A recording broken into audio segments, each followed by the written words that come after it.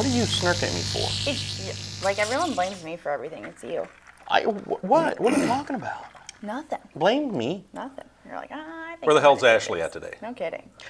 Well, last night she had Lombardo's in St. Louis for dinner, and she's not bringing me any, so she's already on my blacklist. Do you want Lombardo's 3 days old? Because I'm pretty sure she's away on business. She for could make 3 a days. Lombardo's stop for me on her way out That and bring is- me the best toasted ravioli in St. Louis. I was in Columbia. I was in Central Missouri yesterday, flying drones for insurance claims. Yeah.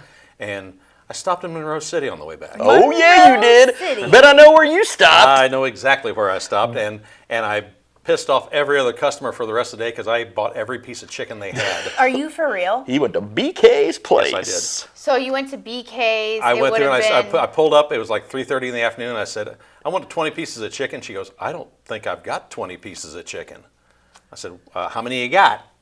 And she went back and looked. She goes, "I think I got 20." Oh my gosh, Randy. So we were there the same day because I was in Monroe City with the great Dr. Monica Otto, who I send my dogs to. It was our yearly exam. And Mike's like, should we pick up some BKs on the way home? I'm like, I want to, but the dogs are in the car and they're not the greatest dog riders, so like dog hair everywhere. And I And don't dogs want smelling fried chicken. Oh my gosh, had we would have stopped there, we would have just missed you, and I can't tell you how angry he would have been. Chicken wars. However much there was, I'd have bought the rest of it. Oh my gosh. I got a 20-pack of chicken, and yeah, as soon as I pulled, I had to wait about 30 minutes across the street with a little buzzer, And how much chicken did he bring here? He's on the Ashley list now. Oh dang, blacklist. I've got. It was 4 boxes of chicken, That's awesome. and I've got 3 left. 3 pieces of chicken. No, 3. Yeah, yeah. I love this. We're talking about blacklists today, but before we start on that, Randy, I want you to tell me a little bit about the maulers. I know that. Keep talking for just a second. I forgot something. I'm gonna step off camera just for a second here, but keep talking. I'll be Okay. right back. This is what happens in the club. Phil. Yeah, no kidding. Talk. So Randy talks all the time. In for Ashley. I'm filling. But today I wanted to talk a little bit about the maulers, give just a tiny highlight on what it is that he does with the maulers. Did. He says this, but whatever. Apparently they're We're no retired. longer- We're they're not going to play again. Okay. That's disappointing. But so anyway, sorry. when you did, I put in 40 years on that stuff. okay, but real quick, give them a recap. When you did play, like, how did this start? What Okay, was so this? so here's the 30-minute story condensed into a minute and a half. Awesome. Okay. In 1983, me and some buddies got into an air band contest, and what air band, if you don't know what that is, it's lip sync. What they have now, the lip sync contest at Quincy College. We won. We got invited back the second time. We won again.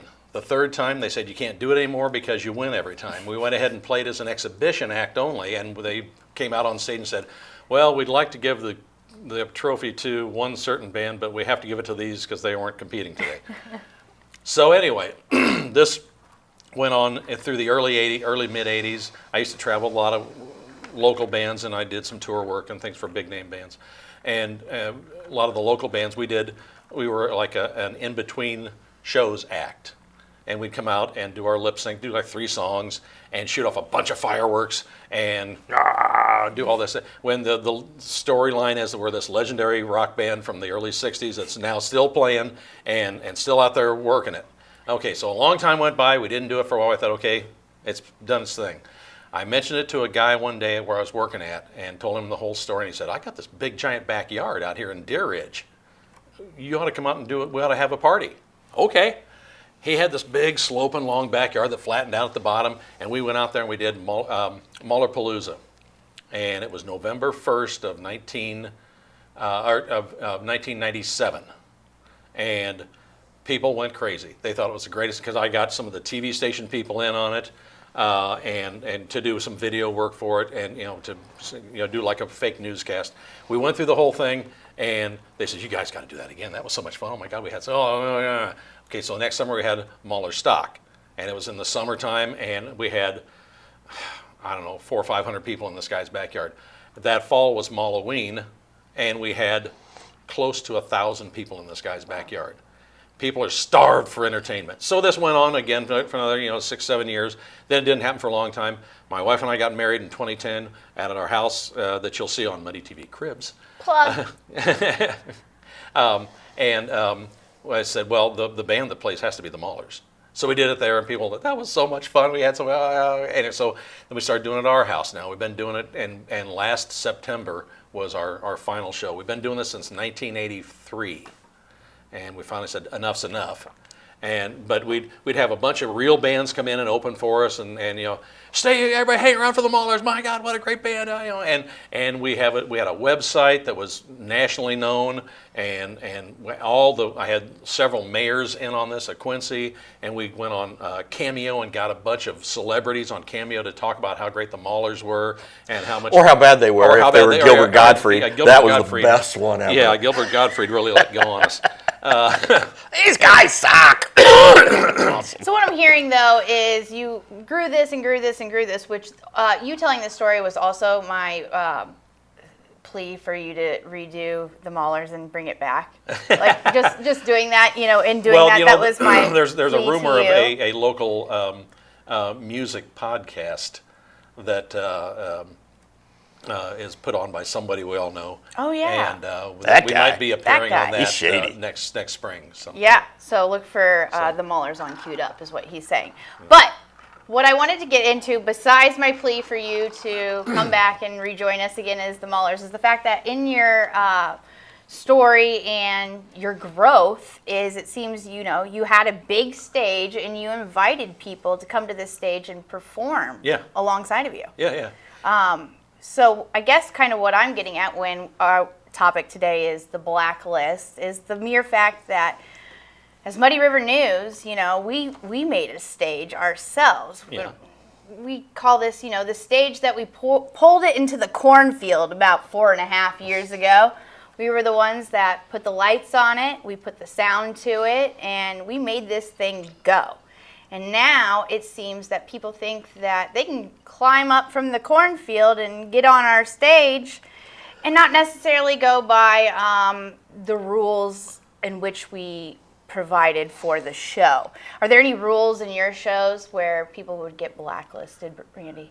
We, to the extent we could, we tried to keep it as much family friendly as we could until some of the videos with, like I said, like you said, Gilbert Gottfried and some of that stuff. But there was always an adult factor to it, and there was always the idea of rock and roll, all that sort of thing. And it was a good time, and we had a lot of fun with it, and we entertained a lot of people. I still have people come up to me and say, in fact, last, what was it, a year and a half ago, somebody came up to me, and I was doing a speaking event. The lady who was in there as the monitor for the whole thing, were you in a band? Yeah, that was me. So, and it was like 30 years after the fact. Yeah. And she still remembered. Oh my God, I had so much fun at that thing. Oh my God. But like we always, the cardinal rule that we always live by with all this stuff is, come out, have as much fun as you want, but if you stop having fun, get the fuck out. I like that rule. That's a heck of a rule. Yeah. I like that rule a lot too. Yeah. Good. Yeah. If you're gonna be a jerk. Yeah, if you're going to be an asshole, hit the bricks. We don't want you here. So yeah, what I'm getting at with our little intro here is we recently have come into a little bit of censorship issue, if you will, I guess. People are calling us as... This is not the Seggy.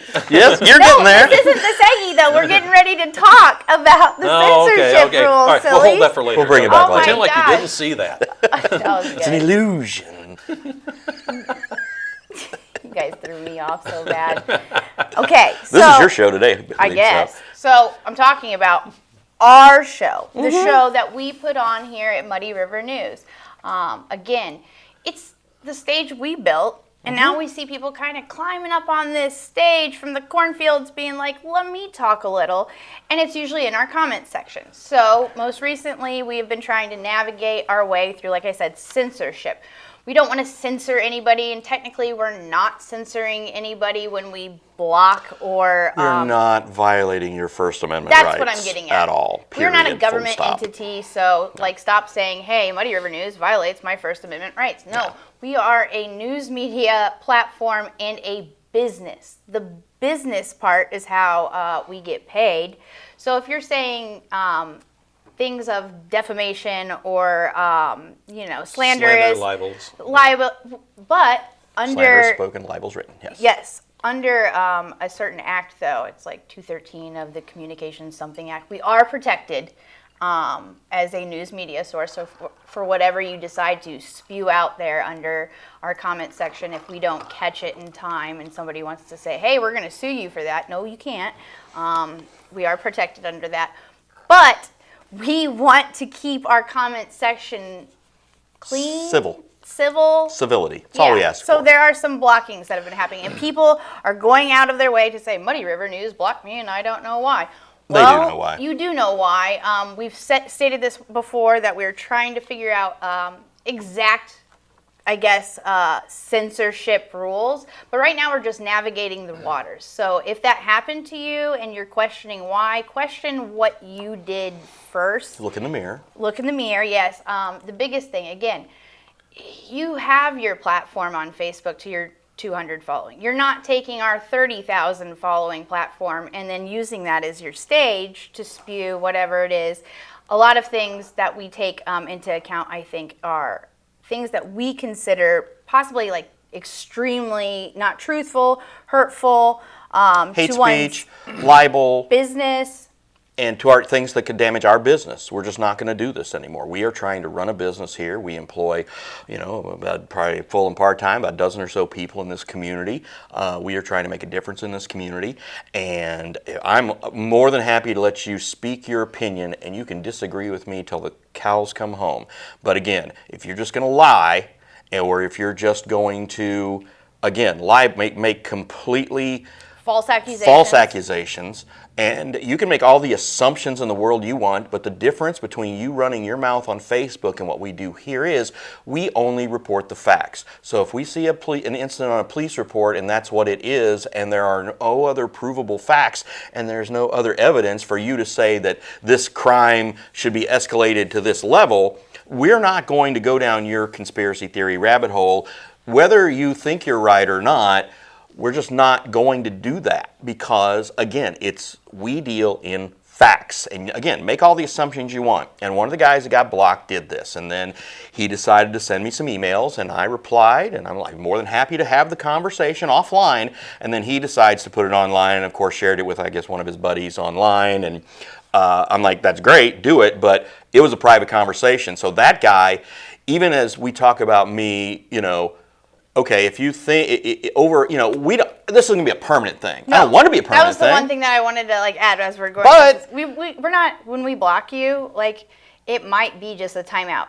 Because, and I know that sounds stupid, but I think we have to put you in timeout when you're spewing things. Everyone has a bad day. Everyone might say something that they wish they didn't say later. You are going to see or if you haven't already seen the Muddy River Morning Show this morning, because as this airs on Friday afternoon, Muddy River Morning Show aired a Rober and Phillips segment about internet posts and their legality. Okay, now hold up the signs.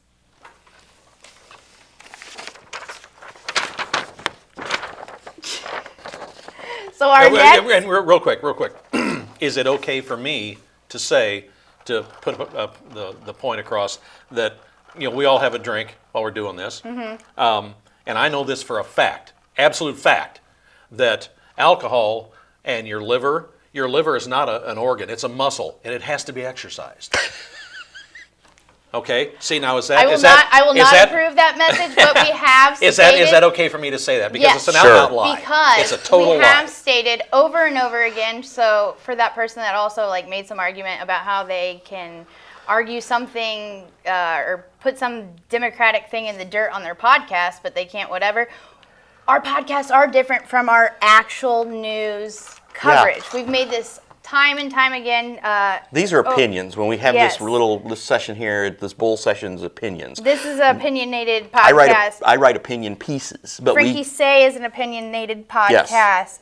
Coffee Talk is usually a very opinionated podcast, and Frankie and the Clits is a opinionated podcast. All of our podcasts, almost all, are generally opinionated. The line between opinion and journalism is heavily blurred. Yes. Mm-hmm. Heavily blurred. Yeah. Because what is presented on different national cable or news outlets, they might give some facts, and then all of a sudden there's segue into opinion. Yeah. And there's no demarcation between the two, and those lines get blurred heavily. If I'm going to write a column, I will clearly put opinion in it. It'll be labeled opinion. It'll be in the opinion section. If I'm going to write a news story, it's going to be in top stories, noteworthy, politics, whatever. I mean, those are the differentiations, and I try to explain those on a regular basis. And then, of course, letters to the editor, which everybody gets all up in arms about. We just run them. We don't censor those. We don't censor we them. Pick out anything that comes now, there to have us. been some that we have not run lately because they've been just ridiculous, or they've been, okay, well, there's nothing in here, or they're 2 sentences long. It's like, I'm not running that. Put some effort behind it, people. Yeah, Get your facts and put your straight. name on it, because we're not running it anonymously either, because that's my other pet peeve is, all the people who want to, and again, the biggest block people who get blocked, the people that make most of our block list are the people who have the fake profiles. Yeah, because we're not doing that anymore. I just anymore. looked at our our block list, and pretty much the majority of them, except for the last couple of people that we were speaking about, are all fake profiles or from the Middle East that brought us bots. It's all Randy. Randy and his 85 profiles. But back to that Rober and Phillips segment. They did a segment on Muddy River Mornings called Internet Posts. Our next guest is going to talk a little bit about internet posts as well. Everything you put on the internet lasts and lives there forever. Screenshots, whatever. Yeah, you can scrub it all you want, but that's my sandlot. This is our sandbox. If you want to play in it, play nice. And I look forward to hearing from our guest. One last thing, if you get blocked, again, it's not a life sentence necessarily, but if you get blocked and then you decide to share what I considered a private conversation but a professional conversation, then you decide to share it, then guess what? You're probably going to be blocked a little longer, and if you shared that, you're probably going to hit the list too, just so you know. I mean, have a little respect, people. And again, I didn't put anything in the email I'm embarrassed about. I had friends and colleagues read the email. I'm like, did I say something wrong here in this? No, we talked about some business things, and they asked about some things that, quite frankly, were private business matters, none of their business. And I explained what we've done because they're trying to say we didn't cover a certain issue where we clearly did cover it. We just didn't cover it like it was the Kennedy assassination and then try to speculate the CIA was involved. That's all. Bingo. That's all I got. Yep. We'll be right back. You like baseball? Then you'll love this upcoming edition of Muddy River Gems, brought to you by Dot Foods.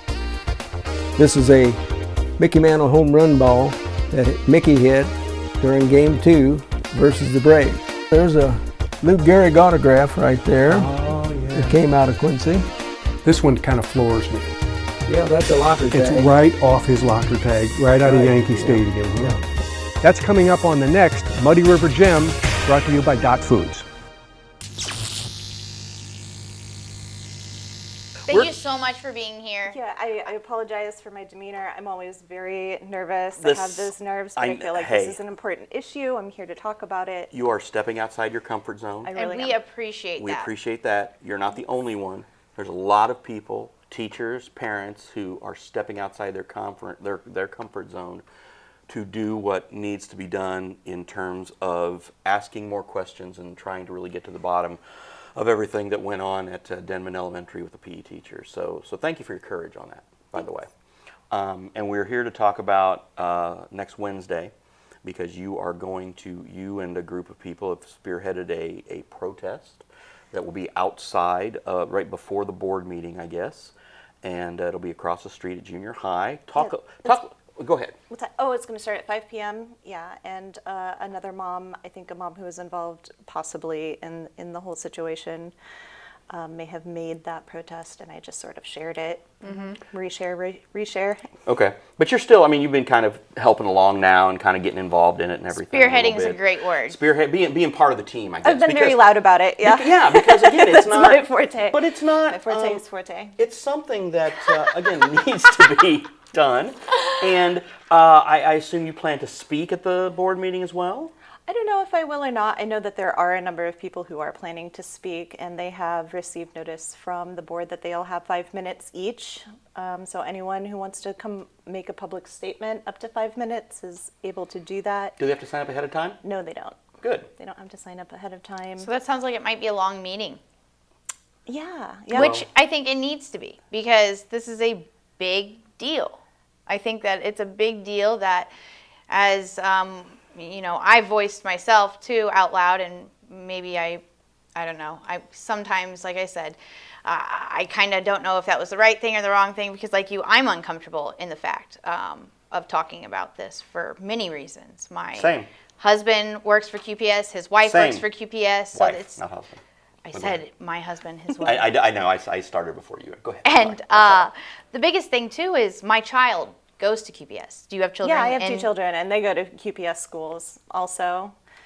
I think that the public education system as a whole is pretty decent in Quincy. We have a really fantastic music program, and my son in particular is in the music program. My daughter's going to start taking guitar lessons at senior high this coming year, so she's really excited about that. They've got great musical department. They've got great arts. When I myself was in high school in Quincy, I had originally started at the other one, Notre Dame. But I switched over because of the liberal arts opportunities that they do have with QHS. Brittany switched, but she got kicked out of Notre Dame. Oh my God, he says this all the time, but I voluntarily, I love Quincy Notre Dame. I love Mark McDowell. I love, Ray Heilman was my principal during that time. But yes, I got in some trouble for something on... That joke never gets old. Yeah. But that was on the athletic program, and I was told I couldn't participate in soccer there, so I was like, I'm leaving and I'm going to QHS. In that year was the biggest, transition year, because I had 14 of my classmates transfer over. It was... Maybe I may have spearheaded that a little bit, but my big into some thing, good trouble there. Yes. But my big thing afterwards, I didn't end up playing soccer at QHS. I ended up finding myself immersed in the different classes that they offered. Like I was taking zoology. That was something that I thought was so cool. We were dissecting cats, and these are things that I don't think were opportunities necessarily at QD. They may be now, so this is a long time ago. Stop saying I got kicked out of there. I chose to go over, and now I choose to send my child there because I see the opportunity that QPS has. What disappoints me right now is what they have in their hands and they choose not to deal with. Thoughts on that? Thoughts on what is happening in Denman and who's going to talk about it. Well, so let's stick to the facts and not get ourselves into it's not libel when you speak it. What is it? It's slander. Slander. Okay, so I don't want to be slanderous. I just want to talk about the facts here. There were at least 2 teachers at Denman Elementary School. They were PE teachers. And in November of 2024, there was a DCFS report made that these 2 teachers had been putting tape over students' mouths. They had been spanking students. And I think maybe it was sent in by a couple of different people at that time. So DCFS became involved. There was a DCFS report. They came to the school and interviewed at least they interviewed one child while they were there, and the 2 staff members involved, and I believe some other staff members were interviewed as well, and the security officer who was there was interviewed. But they determined in their report that this incident had occurred, and there is testimony from both of those teachers in that DCFS report. The language supports, they said, we've been doing this for years. This is just sort of a tradition. We do it year after year. So not only were they saying it did happen that one date in November, they were substantiating it had been happening at their school for a long time. So those are the facts. Those are like the base facts. That happened in November 2024. Muddy River News, actually, you broke that story in late May. I think it was May 27th. I think maybe the teachers were still in the buildings at that time. It wasn't, kids weren't there, but... No, and again, I was talking to the parents who were involved, who basically felt they had been stonewalled or had not gotten anywhere with the administration or the school district. So they came to me as sort of a means of last resort. I was not their first phone call, but they came to me and we had the discussion and I got all the facts and I put a story together. I told the school district I was working on a story and I asked them for a comment and they basically sent their comment back, and all this is in the story. I'll go ahead and link the story to this post. But I did. I made a decision to wait until the students were out of the building to run the story, because I did not want a bunch of parents storming the building while the kids were there. Now, I ran it intentionally while there were still teachers in the building, but it could be disruptive for the students to run it during the school year. Absolutely, yes. And think it having was a a wife good who's a decision. teacher, and having, again, knowing the kids that were involved, yes, This seemed like the minimum impact for the kids who were involved. yes, that was my goal. And I think that's what the parents wanted too. They didn't approach you until later. Well, they were a little bit earlier. They would have been okay. They would have been okay if we'd run it earlier. But once I explained my rationale, they were like, "Oh, we get it. That's fine." Because again, they weren't just looking for Blood. an answer. They were looking for somebody to say this is wrong and we're going to take care of it. And that's the one thing the district really never did publicly. And now I think they're looking for blood. Now, because of that. now Like, they're kind I of think- looking for blood a little bit. Yeah, because Because- the answer back from the school was, oh, well, yeah. Okay, so that And they have been DCFS shamed and they have been treated very poorly for speaking out. So real Yeah, quick, the some parents facts on that like we have these facts based on a previous guest, Chrissy Duran came on, and she shared screenshots with us of parents that had been blocked from the PE Denman Facebook page. why does an elementary school PE class need a Facebook page? Why would you make we want to a Facebook page for I a still PE feel class like in we need elementary that school? answer for that too. Was that QPS admin approved? Because as you know, you have to But see- sign off the rights for your child's image to be used. So Right. did these PE teachers check the list on, I mean, you have provided us with hundreds of screenshots of things, and some of those, like I think I've got 6 or 7 pages of just children's pages. Opinions, but yeah. That's her opinion, not yours. Of what? No, these pictures are opinions of what may or may not exist on a personal Facebook page. No, that isn't but even. It's they not did- a school site at all. No, but yeah, they're out there. They exist. Like we were talking about internet posts. They live forever, and they are still currently up there on this PE teacher's personal Facebook page. But they also, both of them, created a Denman PE page, which Chrissy told us that was the only PE page. I further learned that Isles also has a PE page. I'm not sure on whether or not those are QPS admin approved. That action in and of itself would be cause for a separate, I would think, review of the board. If the softball coach can't say that, the lighting is not right on a social media post, you would think creating an entire PE page that may or may not, I don't have my total facts on that one, but I would like to know, was this QPS administrative approved? Yeah. Also, Did you use? Were you on QPS time when you took those Yes. images? And did you use any QPS devices to transmit those images? yeah. Because those are both against the contract that you signed when you got hired at QPS. That everybody signs when they get hired at QPS. Allison That's knows the another rules, layer. and this is why I There's like Allison. layer. See, these issues are like onions. It's just layer after layer after layer, and it's overwhelming to talk about because you've got like what the teachers did, what the principal did about it, what the superintendent did about it. Did not do about Did it. not Or did do not do about about it. it. Yeah, they pretty much just said, well, the parents are misinformed. They're sharing hurtful information that's not true and unfounded. Let's go back to that, though. That happened after. So Muddy River News broke that story, Yeah. and then parents started coming forward afterwards. Because that's when they After. learned about it. Yeah, Yes. they weren't told beforehand.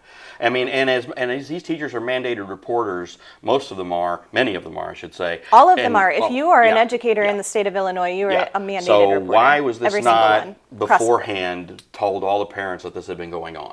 It's actually the United States Department of Education has a civil rights data collection that all public schools are required to adhere by. They have this resource guide, and they talk about anytime a student, okay, first of all, mechanical restraints, and we're going to talk about the tape over the mouths now. Mechanical restraints are strictly prohibited. Specifically, anything that goes over a child's mouth specifically is prohibited. Anytime, so first of all, that's By not Illinois ever state statute right now, too. by federal Federal. statute Federal. and state, state, federal and and then state. like both state compiled statutes and the federal requirements say that this is fully illegal. But if it does ever happen, you also have to notify parents. I think the state law is within 2 days. As soon as possible, ideally within 2 days of you as school administration understanding that a mechanical restraint has been used against a student, you have to notify parents. So many parents, once they found out about this, asked their kids about it, and their kids said, "Oh yeah, they did it, haha," or whatever. Some said, "Yeah, I did it, and it bothered me," and some did it, "Oh yeah, it was fun," and it's like, no, it's not fun. Let's take a And drink. Calling it fun is not good because you're leading down a whole different path here. And again, for the school district to be more concerned about social media perception than they are the kids is not a good thing. And especially when that was the case with Daryl Hentz, he got upset because he didn't get his lights on his ball field, and then said some things about some administrators who took umbrage to it. Then he gets fired. But the two teachers involved here, once they're being attacked on social media, and okay, but the attack is in their eyes. But the bottom line is these women both admitted that they've done these actions. Not so an it's attack. So it's like they're just. It's a response, It's a I think, at this response. point.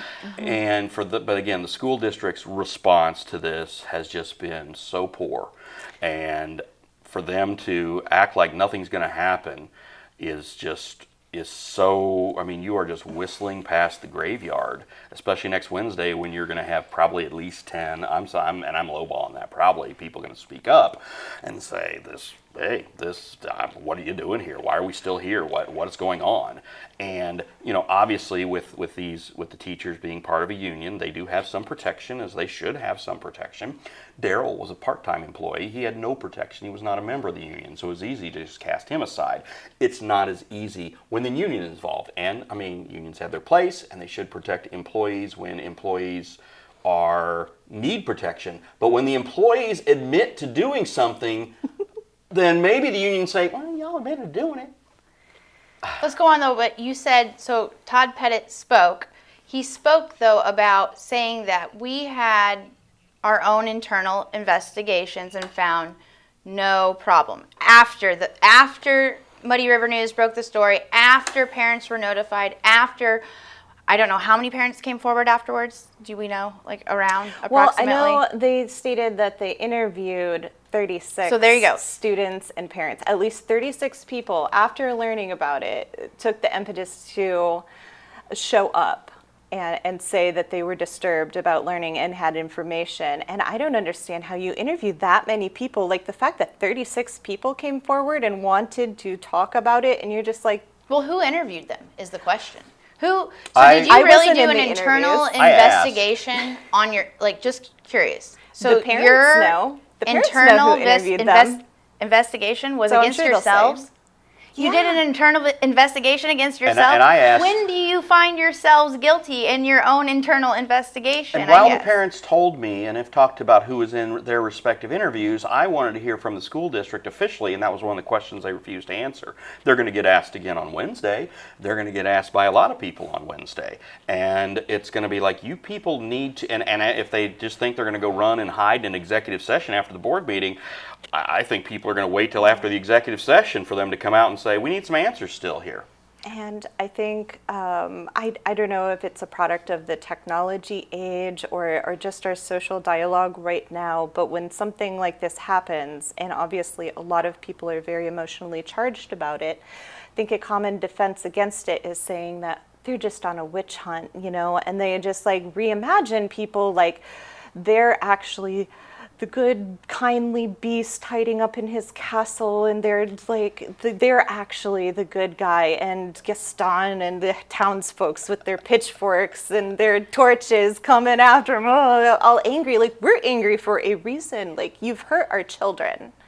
You've hurt the children of Quincy, and now you're saying like, yeah, stop comparing yourself to the Disney beast. it's not.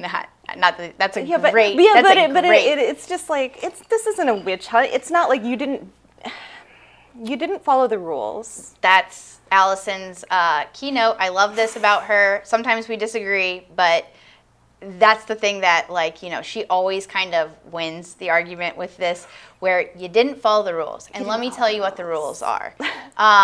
Also, back to the internet posts, you did some digging. And I want to touch on, I made a social media post myself. I always get myself in trouble for it, but I did. And I used the words, not us. Yeah, never. But I used the words alleged grooming. Again, I said the words alleged because this is all allegedly. But alleged grooming. This was grooming. I don't understand why. I guess that's a really hard word for people to swallow, because sometimes when they hear the word grooming, they think to themselves, you know, immediately sexual perversion, this, and this. Grooming is letting things go or pushing things to let things go. It's not always necessarily having to do with sexual perversion. It's conditioning. Yes. A child to be more prone to, if they're in that situation in the future, maybe this wasn't a bad situation, but maybe when it is their high school soccer coach or something, they have a male high school soccer coach, like, why can he, if your elementary school teacher can spank you, why can't this male soccer coach It also starts, like, where's the line? Like you said, with people that trust you too, or like that you trust. So say so-and-so put someone to bed and they, you know, decide that it just starts with scratching of the back. And then it turns into, you know, now I'm just going to pat you on the butt. This is where the sexual perversion does come into play. I'm not saying that this is what happened, but this is what grooming is. So for those of you that don't understand grooming, it's just letting things go and, like you said, conditioning to the point where then the person who it's happening to thinks that this is okay and this is all right. And we have rules these days. Like, grooming just is like leaving a pathway for that future pedophile to come in. You know, they'll say, oh, well, you know, your gym teacher does this at school, so we can do this at home. It's a fun game. Mm-hmm. You asked for it. You had fun. Lots of the students asked to have tape over their mouths. Lots of students asked to be spanked, but that's like part of the problem. Like, using that as, so if it wasn't for punishment, if we're not spanking kids for punishment, that only leaves like they said, they're doing it for fun. And then once, like, what do you do? Fun is that? Like, what do you do for fun? Oh, I spank kids. Yeah. Like, if you said that, if you're just like out in public and somebody asked you what you did with your free time and you were like, oh, I spank kids for fun. Like, where's the line? Exactly. And you also got spanked for fun. And it's what are we doing? Rules for a reason. We're in 2025. It's fine if you have a shame kink, but please don't give it to children. Don't give it to our children. And opinion. So yes, it is opinion in our podcast. Fine. So you did a little digging in on Kim Kirby's personal Facebook page. There was a meme on there. I'm gonna have Randy share this meme. just so you can see it. I'm going to try reading it. It was the South Carolina head basketball coach, Frank Martin, saying, "You know what makes me sick to my stomach? When I hear grown people say that kids have changed. Kids haven't changed. Kids don't know anything about anything. We've changed as adults. We've demanded less of our kids. We expect less of kids. We make their lives easier instead of preparing them for what life is truly about. We're the ones who change." Thoughts on that? I think it's clearly evidence of discrimination based on age. I think that's very ageist. I think so too. To have an educator sit there and just demean children. And I think her comment above that post is also pretty telling. I can't remember. I'm probably going to exactly add that one what too. That says, it says or, it's biased, different person. I'm not going to name them right now. oh But no, in the comments section. Yeah, but Kim. she liked a comment. So that's another thing that lives on the internet forever. When anyone sees you liking something or standing behind something. So I don't know if you got blocked from my personal Facebook page recently. It's probably because you liked something along the lines of, like Muddy 500 River people. or anything. My block list. I've got such a high block list. Do it because just burn those bridges. and it makes you free. Yeah, well, then it gives you more time to work on the good bridges that you want to have in your life. But she liked this statement that you dug up from 6 years ago. It's from someone that it says, "Well, it's kind of hard to do when you can't make them go out and bring you a switch in from outside and bust their asses. I had that happen a couple of times, and I'm still here to tell you about it. Plus, you can blame the parents who beat their kids and have made it to where DCFS won't allow you to do shit to them because, oh, that's abuse." And then Kim Kirby likes that statement. So again, when you do something on the internet, like liking a statement like that or posting a meme that could be questionable 6 years later, you put it on the internet and it lasts there forever. Yeah, compare that to Daryl Hence's Facebook post. You can't. I want It's not rights even- for my kids. I want my kids to be able to perform the sport that they love. This was promised me. You're, What you're shit? out of here. Yeah. I don't know. It was promised his him story, something. right?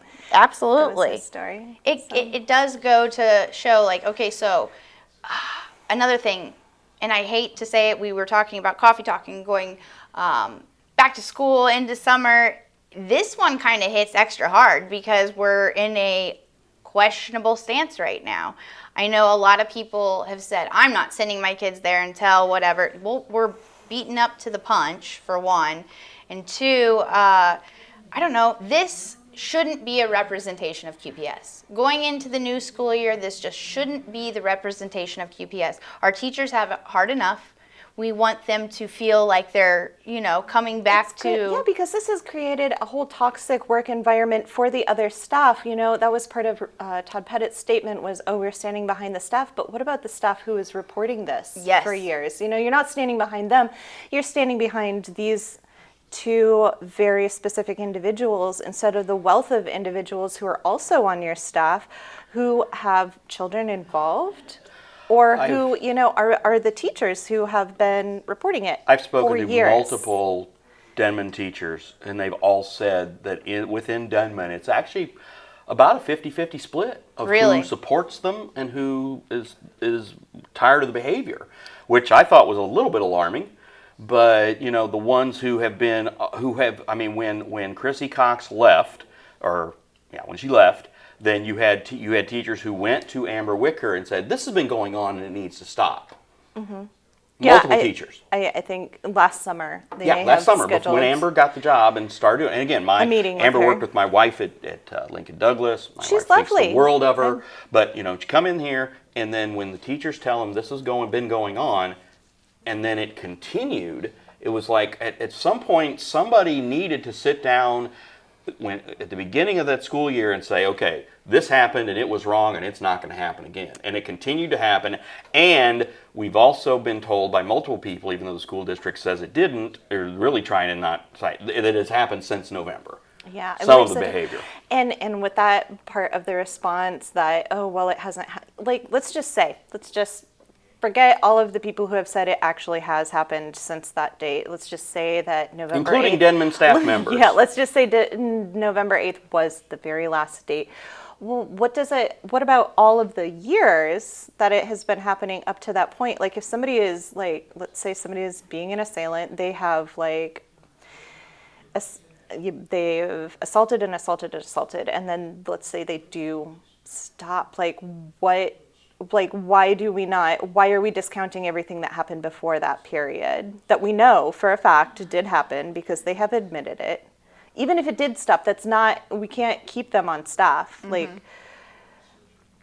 yeah, like you've said, it's just not a good look for QPS. You know, that a lot of some of the staff do side with the PE teachers. Which I want to talk about that real quick. So the staff that sides with the PE teachers, I have ran into a couple of them, hence that was where my post came from.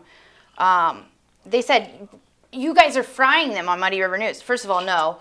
This is our first time that we've ever really discussed it openly, like with our opinions, I think.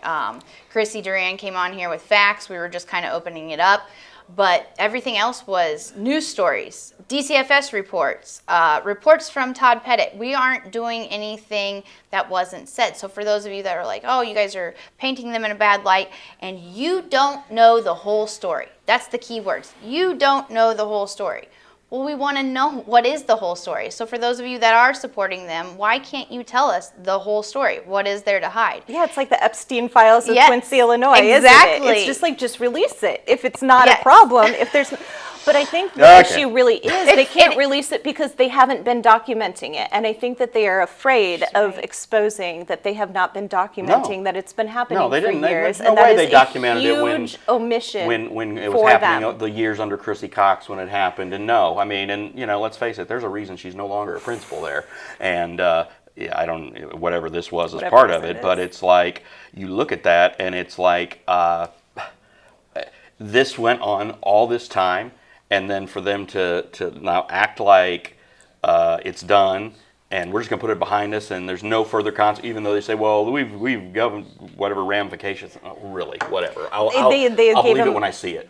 I'll believe it when I see it. And this personnel stop it. Public bodies always hide behind personnel. And it's and they shouldn't, you know, unless it's a situation where the employee themselves has the wherewithal, and again, I'm gonna bring this up. Andy Douglas, when he was the basketball coach, got a DUI. He came forward, he owned it, he apologized, but he came forward and he was suspended for 7 games. So do you think because he owned the behavior? They're owning it? They're not owning it. They don't own it at all. They said that we did it. I mean, in the DCFS report, they did say that they did it, but they did it. They are not owning it that it's happened since. Right. They're not owning it to say that it was ever They're not wrong. taking accountability for it, for sure. No, they've always said the kids liked it. They have never said it was wrong. They've never said it was wrong. Real quick, the kids had fun. The kids liked it. Oh, gosh. They liked it. Real back to the supporters, though, I also made the comparison in that post that, you know, a lot of people don't want to admit when people close to us are wrong, like, so that's where they say, oh, I support so-and-so. So I kind of compared this, and people went, well, only one person, Terry Stark, went up in arms about it, where he's like, did you just compare that to the Tim Bleefnick case? And I was like, yes, I did, because... You compare the supporters. The supporters, yes, exactly. So the supporters of that to the supporters of this. Why? Because there comes a point in time where... I mean, yeah, I guess it's hard to say I have egg on my face. I've had many Tim Bleefnick supporters come up to us when we were covering that in the grocery store and in restaurants saying, you know, you guys don't understand, he's my friend. Well, that's where this comes in with most of the supporters. Show me a supporter that says, you know, you don't understand, they're my friend. Of course we want to support our friends, but there comes a time where you know, Bob's my friend, and I have to say, well, Bob's my friend, but he messed up. I can openly, you know, I'm not saying you did, but this is our friendship, and you got to distinguish between friendship and wrongdoing. We still can be friends with people, but you don't need to stand behind every one of their wrongdoings. Right. Yeah, we've all made mistakes. And again, and I've read some of the letters and the responses that the teachers made, and they have showed some contrition. So I don't want to act like they haven't, because there's been a couple of emails where, yes, they did. But then show the contrition and then take your responsibility and then move on, but also acknowledge the harm you did. Because still, while they have shown contrition, I don't know if they still fully understand and grasp the impact this had on some of those kids. I mean, for a kid to say, when a mom is making the cookies or the brownies or whatever for the kid's birthday and going to take it to class and put his birthday button on or whatever, the kid's like, I don't want anybody to know it's my birthday. Why not? That's so sad. If one kid said and that happened in the spring. That happened after November. So if it happened after November, well, why, if it happened after November and you say it stopped, why was this kid fearful of celebrating his birthday if it had stopped? Because it had a lasting impact. But you're also saying it's all, I have a really tough time believing with all the people I've talked to. Oh, I think it continued. I don't know if the taping did, but the spankings, yeah. I'm really not sure. It would be an opinion if I said both but of it's those like things, I would like to see happened somebody have to afterwards, go to court and put their hand on a Bible and say what happened, because. But you've heard things, or you just don't want to talk about that? Well, which I understand. You know, I've heard rumblings of definitely both the taping and the spanking continued. Yeah, see, after nobody's November. verified that the tapings continued after November But the 8th. spankings They did. verified that the birthday spankings did continue after that. And they saw no wrongdoing in that. And yeah. And they still see no wrongdoing in that?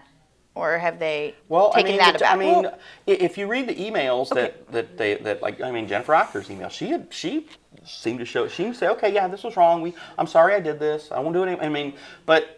So that was her, but I haven't seen that from the other teacher. I've got to bring up this point because this is a really big one. This is probably the number one. Okay, back to the subjectivity of I know this person, they are my friend, and the kids liked it. They asked for it. They thought they were fun. I want to address both of those points.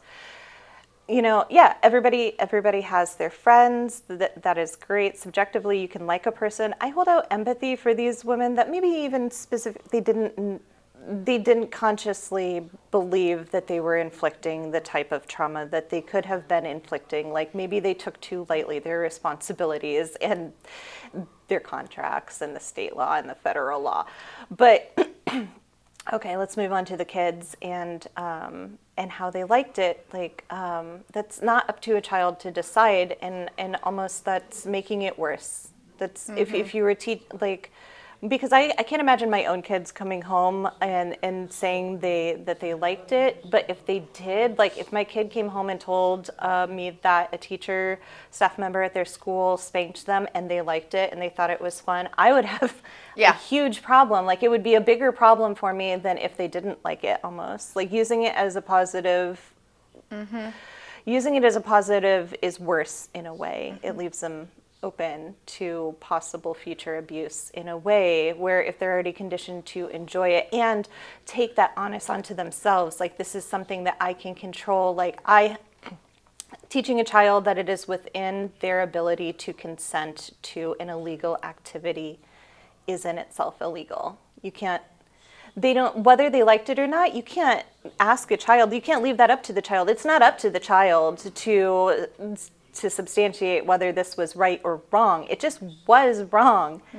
And if you're defaulting back to that, like, oh, well, the kids thought it was a fun game, it might not just be from you. It could be from people in the future. The responsibility is on the adults who are involved, not the kids. Yes. It doesn't matter what the kids thought about it, honestly. Yeah. At the end of the day. But then, when we say alleged grooming, that could be not necessarily from you, from people in the future. You just made it 10 times more comfortable, easier for that child to be a victim of grooming because you subjected that to them. I look forward to seeing the protests, and yeah, I think it'll be, hopefully it'll be powerful. I hope a lot of people from the community can reach outside of their own comfort zones, like I'm doing right here. Time, date, and place again, please. It does. Those lights do get I told you, we get sweaty. But yeah, like you said, you might be out of your comfort zone and coming to this, but at the same time, if this is something that touches you, not physically, like a PE teacher at Denman elementary school, but you know, you don't even necessarily have to have Red children light. in the QPS, you know, community. You might not have to we be love a part of it. QPS. I'm a big supporter And again, of QPS, Chris- and I I mean, hate that this Chris- is tarnishing Yes. their When reputation. Chrissy came on here, you know, Chrissy's She's raised the money. biggest, She's yeah. done PTO stuff, and all these other parents who've done all this stuff. So it puts you in like Because- a hard And it's place. like, well, what are we doing here? That's like one of the responses that I read. I read a lot of comments.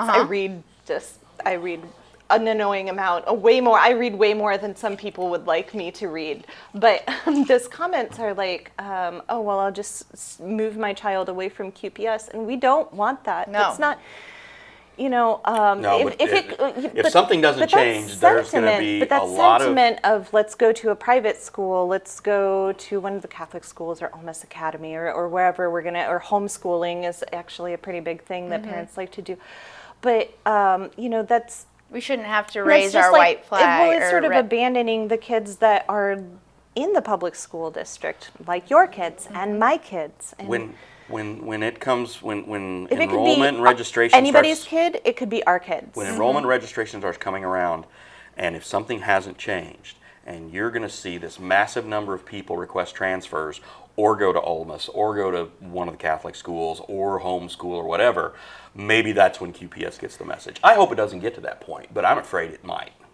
Can you make transfers right now? Well, that's the thing. They have to approve the transfers, so then if they start denying transfers, then it's like, well, you're going to deny my transfer? Fine, I'm gone.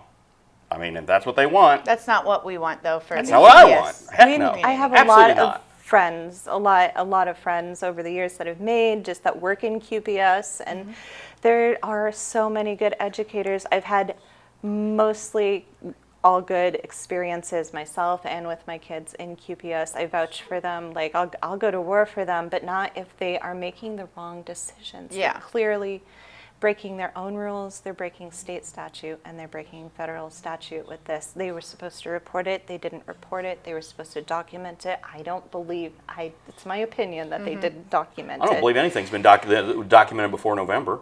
I don't show it. I mean, show it to us if it has been. Allison, you would make a great reporter.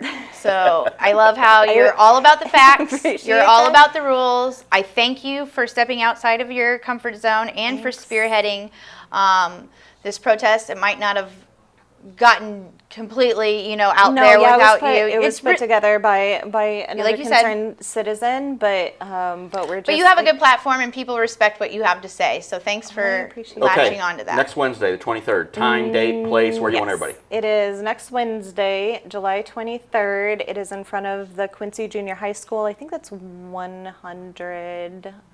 It's the 14th in Maine. It's at 14th and Main. It's in front of the Quincy And Junior it's right High across School. from where the It's- board meeting will look up- be yeah, at 6 o'clock. Yeah, the board meeting is at 6 o'clock. The protest starts at 5 o'clock. And we're just looking to raise our voices enough. That's actually one of the tenets of Quincy Public School. Stephen Covey's 8th habit of highly effective people is use your voice. They thought it was so important that they added an 8th habit after the first initial 7. Interesting. What are they? You gotta be proactive. Yeah. Oh, yeah. I mean, all the stuff, all the houses, all that stuff. Begin with the end in mind, QPS. Yeah. Well, Yes. the house stuff's the Oops. Ron Clark stuff, not the Covey stuff, right? Because they do both those things, I believe. So, but anyway, thank you for your time and your courage, and I'm glad you and a lot of these other parents have stepped up to not just take this lying down. And I hope that the school board listens, and I hope that something more is done than what appears to have been done so far. Yeah, because those teachers and the teachers should be held accountable. The staff members who are concerned, their concerns are valid. The parents' concerns are valid. The children, the ones who are frightened don't deserve to be frightened. The ones that have been conditioned to like adults spanking them don't deserve to have been conditioned to like adults spanking them. So, Not at all. All right. for all around. All right. Well, thank you. All right. Thanks for coming to our sandbox. Yeah, right? All right. Play nice, everyone. We'll see you next week.